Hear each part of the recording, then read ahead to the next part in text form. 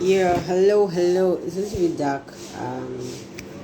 Good afternoon. It's 12:30. It's 12:30. Let's get right into it. I look for like a very good location, really. Okay, I think this is better. This is obviously better. I'm not changing it again. So yeah, maybe just wait for like another 30 seconds to get a few more people to join. Sorry. I've got my nieces and nephew. Niece and my nephew. I don't know. I'm not sure there's any way.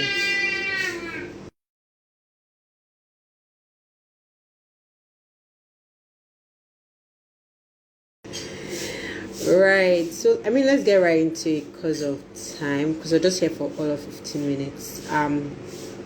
So if you're just joining or this is the first time you're stumbling upon this video, this is like for those that this is actually like an alternative for those that would prefer maybe like video content to actually reading the devotional. So the devotional is titled "The Wooing: 31 Days of Responding to Others to Abba's Ardent Pursuit." It is based off the book of Esther in the Bible, and it is for young professionals, whether you're in career, as in whether you're employed in an organization, or whether you're in business. Yeah. So that's really the first thing. That's really like the major thing. Then the other thing really is this is day 11, so it's 31 days. So this is day 11. We've done day 1 to 10. Like this is the second. So this is the second. Should I say second, third? This is why in the second. I don't know what to call it. So let's get right into it. Today we're talking about times and seasons. Hello. We're talking about times and seasons, and again, if you read the focal Bible passages are from Esther 4:15 to 17, Esther chapter 4:15, Esther chapter 4 verses 15 to 17, and we look at the story of Esther, and Esther tells Ohio, and Esther. You see that if you read 15 to 17, the Bible records, I'm reading from NLT, the Bible records that Esther told Mordecai what to do, then Mordecai went to do it. If you take a few steps back to chapter 2, you remember that it was Mordecai that was telling Esther what to do. It was Esther that was being told what to do. Mordecai told Esther what to do. Don't tell anybody about your background. Then the chief eunuch also told Esther what to do, right? But now you can see that Esther is the one giving orders, giving directives, telling people what to do and how to go about it. And that's how times work. There's time for everything. Ecclesiastes chapter 3 says there's a time for everything.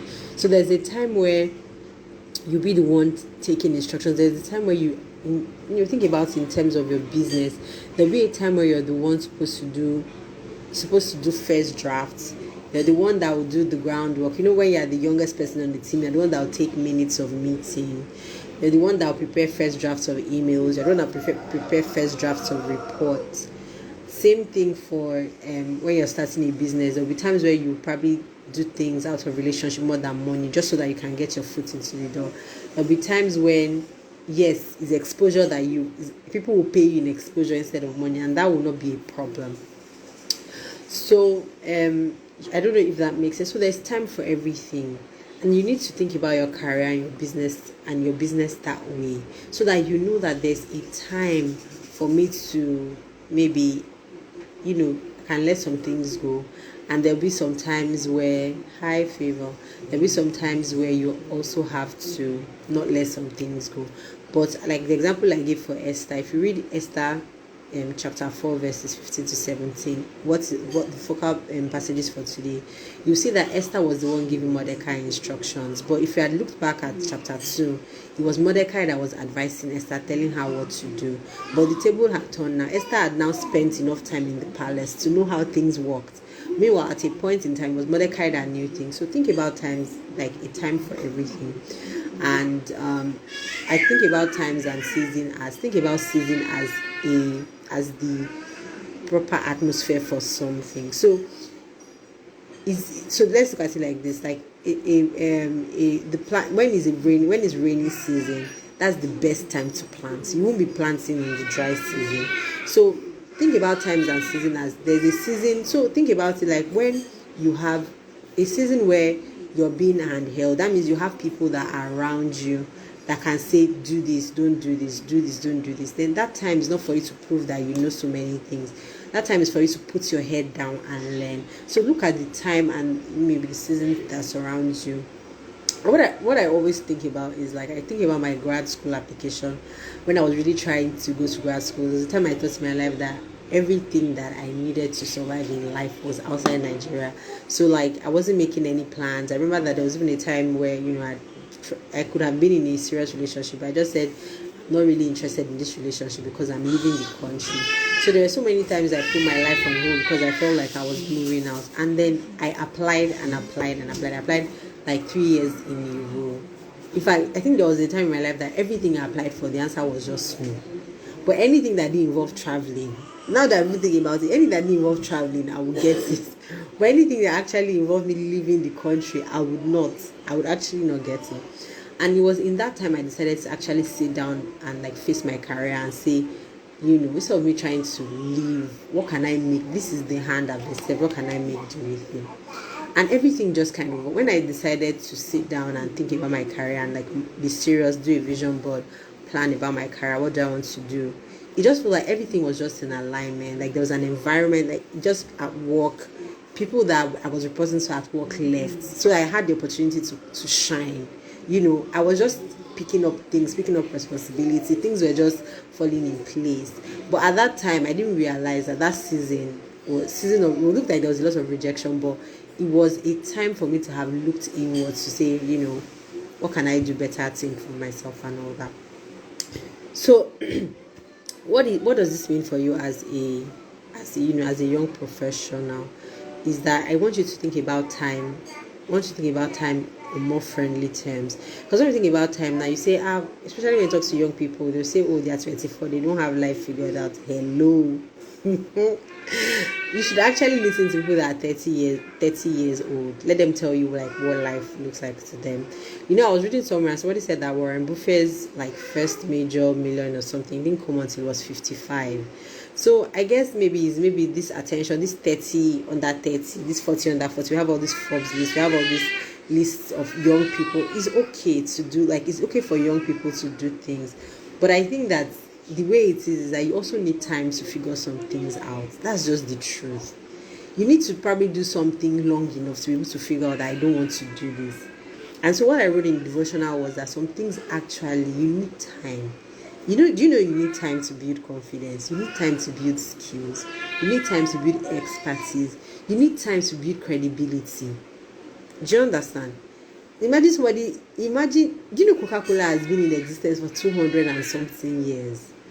That's it. Like, if I have to buy a drink from anybody and I don't know anything, guess we drink, because I know Coca-Cola has been in existence for like years. So there are some things that is only time. I'm telling you, you need time to become familiar with things. You need time to be able to repeat things. You need time to build skills. You need time to build relationships.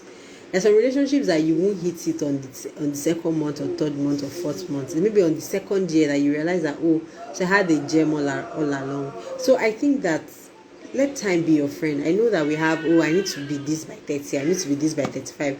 And we have a lot of awards that recognize youngsters, and okay, that's okay.